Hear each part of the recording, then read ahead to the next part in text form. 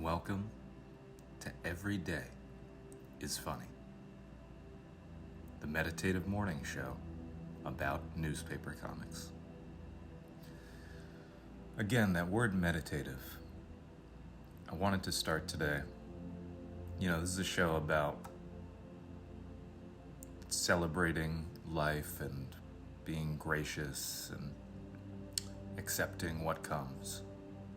But from time to time, I do like to take what I call meditative aim at things I feel are unjust or incorrect about the world. And it's done in a very casual way as to not upset the powers that be. But I think it's important to acknowledge what upsets us, to be vocal about it. Just not in an angry, confrontational way. So I did want to take meditative aim, at something this morning, which is businesses who celebrate uneventful anniversaries. You see, I walked past a business yesterday, I don't know what kind of business, and it said, celebrating our 118th year. And it's like, no, you're not. You're acknowledging it and buying the giant sticker for the window, but I don't think you're doing anything to celebrate it. I don't think there's a big party specifically celebrating the 118th year of this random business. I think we should ban it, this whole idea. I don't think anyone's ever been impressed. Tell me when you get to 120. No one ever starts a business thinking, maybe one day I'll make it to 118. But yeah, I think we should ban it. I don't know who would be in charge of that. Maybe the health department, because I find the behavior disgusting. But I think only anniversaries that end in 0 and 5 may be celebrated by a business according to state law. And if you want to write my name on the ballot this November, that's what I'm campaigning on. I want to be your president. Because it feels just so small business flaunting, like they're a kid bragging about how old they are. Like, I'm 118 years old. I'm a big boy business. The whole thing just screams, we bought this giant sticker for the window that was really expensive. So now we're going to have to leave it up for a while. And I think that's, treating your community as dumb. Nobody in town is excited for the 118th anniversary of this random pharmacy or whatever. So I just wanted to take meditative aim at that. I also just want to say that Saturday, June 8th, is when I will read the submissions for the second ever Every Day is Funny caption contest. So if you haven't done so and it's before June 8th, please go to everydayisfunny.com to submit your captions. All right, let's get to the comics. All right, let's start with some Dennis the Menace. Let's see how this little terror's doing. All right, we see Dennis hanging with his neighbor and his neighbor's wife for the neighbor's birthday. Dennis says, so how does it feel to be older than you've ever been? See, these are the kind of things that, it's pretty funny. These are the kind of things that make me think Dennis is smarter than he's letting on. That doesn't feel like a naive kid comment. Man, how funny would it have been if I went to this comic and it's his birthday and Dennis goes, how does it feel to be 118 years old? That would have been insane. Who invited Dennis over for the birthday celebration? Like, can't he have one day, his own birthday? Who invited him? Is Dennis getting past locked doors, or are they always leaving the door unlocked? Because if I was the neighbor and you're leaving the door unlocked, then I'm kind of putting that on you. But if Dennis is B&Eing, I know he's a minor, but I say we call the cops. Also, this cake is not what I would expect for... Not that, like, cake matches the appearance of the person whose birthday it is, but I'm just kind of surprised that this is the birthday cake for this old man. Very floral, only 3 candles. I would have expected he goes for like a darker chocolate. Also, Dennis, can't you wait until he like blows out the candles to ask the rude question about his age? The candles are still lit, the cake was just put down, and you're immediately jumping in with these kind of really mean comments. But you can see it in the neighbor's eyes, what he wants to do to this kid. Just picturing, like, oh man, I have these 3 little flames, and I have this kid right here. I could just put that blonde hair into the fire. Is that okay to say?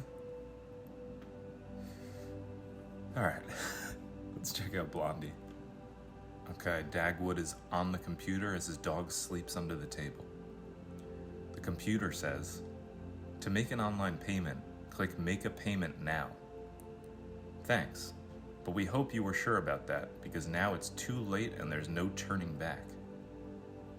Dagwood walks into the kitchen where Blondie's cooking, and he says, it's like they keep finding ways to make paying bills even more traumatic than it already is. Okay, I haven't noticed any change in how they do that. I've never seen them make that kind of comment about it's too late to turn back. This might be a thing that they're just targeting at Dagwood to scare him. A very self-contained Truman Show-like thing. What if that's how, like, Blondie ended? You discovered it was all, like, a Truman Show against Dagwood? That'd be pretty cool. That'd be a ballsy move, I think. I also just like the idea of, like, these cartoon characters paying bills. We don't see cartoon characters paying bills enough. I think every strip should have at least a panel devoted every day to a character paying the bills. Also, how did it go from click on make a payment to he paid? I feel like typically you log in, there's some extra steps, some confirmations. So maybe it is on this computer program, which I've never encountered in real life, but it does seem to be jumping to conclusions about Dagwood wanting to make that payment. He didn't even put any information in. All right, Rex Morgan time. Let's see how Corey and Parker are dealing with the bully for the 2nd time in a matter of hours. Okay, we got just Corey and Parker at the table. The bully is gone. Corey says, what's the deal with the new kid trying to bully us? Parker says, new kid, he's probably trying to get ahead of being bullied himself. So far, his bark is worse than his bite, and his bark isn't exactly all that. Corey says, true, but I'd watch my back anyhow, just in case he decides to take it up a notch. Why would you think he's gonna take it up a notch? You know, there's never been a bull. This is so strange to me. They got it's a new kid in school. This point I've made before. A new kid in school bullying these 2 long-standing students on his first day twice in one day. And Parker, yeah, I don't know if his bark is worse than his bite. Like, you've been getting upset and self-deprecating, so I do think he's affecting you internally. But in case he decides to take it up a notch, what resources does he have? What is he gonna do? He has no backing. There's no swell of ground support for the bully. What is he gonna do? Put a bucket of water on top of a door and you walk in? Like, what do you mean take it up a notch? It's very weird foreshadowing, I feel like, in the Rex Morgan universe.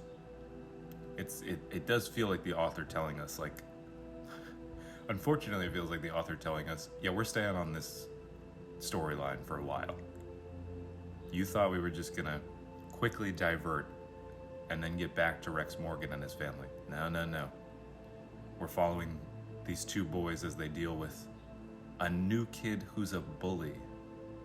who just goes for it very aggressively. And for some reason, we're going to harp on this, and he's going to go even further. At least Parker didn't get too, self-hating today. Let's check the comments. Joseph Popiel says, trouble is brewing. Will likely involve an injury that will allow Rex and June to save the day. That's an interesting theory, that we're doing this so that we'll be able to lead into some combination storyline where Corey or Parker gets hurt and then they go to Rex. And finally we get to see Rex doing doctor things. That'd be great. You know what? If it is all a setup for that, more power to you, Terry Beatty. You go for it. Because I have now been doing this show and reading this comic for over a month. And it is a strip about a doctor, Rex Morgan. And I have not seen him even in his office. So anything to get some action going on the doctor front would be, well, that would just be swell. All right, let me think of what to comment. Okay, I'm gonna say, because in the first panel of this comic, we see Parker drinking some milk with a straw. And so I'm gonna have Corey say, we don't want to give him any more ammo to make fun of us with, so maybe stop drinking milk out of the carton with a straw. Because, that's just looking so childlike. Not only are we drinking carton milk, which is fine, but the milk carton is designed for a very optimal drinking style. There's really I feel like the straw just makes carton drinking more difficult because you gotta reach every corner of the square floor. You know what I mean? So maybe if the bully sees you drinking carton milk with a straw, he's just gonna lean into that. So maybe take the straw out, Parker. Send. All right. Time to wind down for this Tuesday, June 4th. Hope you have a wonderful rest of your day. And remember, every day is funny.